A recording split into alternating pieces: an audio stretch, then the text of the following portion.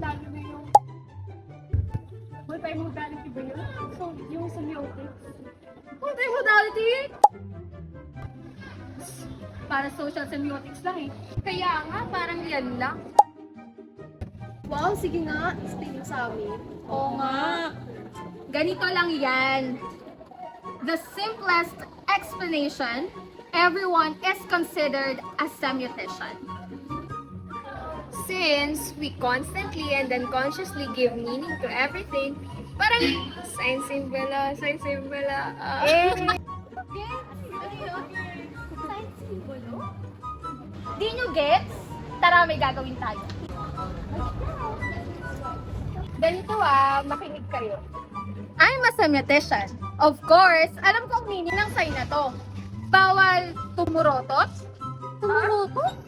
Di, no blowing of words yan. Oh, alam niyo naman pala eh.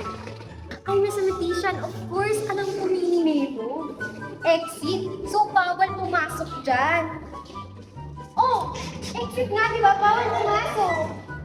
Ay, pasok pa rin. I'm a semiotician. Of course, I know the myth na kapag napicturean ka daw sa layat diwa, hindi ka raw makakagraduate kung madedelay ka.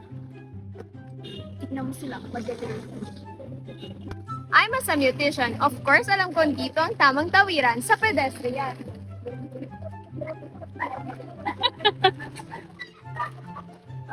I'm a semiotician. Of course, kaya ko hulaan kung anong course ng mga kapsulenyo based sa kanilang lanyard. And you know, pragmatico! Dahil pala talaga natin ini-interpret na science araw-araw, no? Oo nga eh. Minsan unconscious lang talaga tayo. Kaya pala sabi nila, communication is not just about words.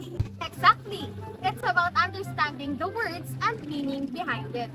Kaya nga next time, pag nahihirapan tayo sa semiotics, isipin na lang natin na ginagawa natin ito araw-araw. Kaya naman, we're semioticians! Of course! Grabe to. Wait lang, hindi. Rolling in the deep, we can have it all. I'm a semiotician. Oo nga, no? Uy, lakad na! Di, tumurotot. No blowing of words. Wait lang! Light, di mo kita. Dead mo siya dyan. No blowing of Kaya pala sabi nila, communication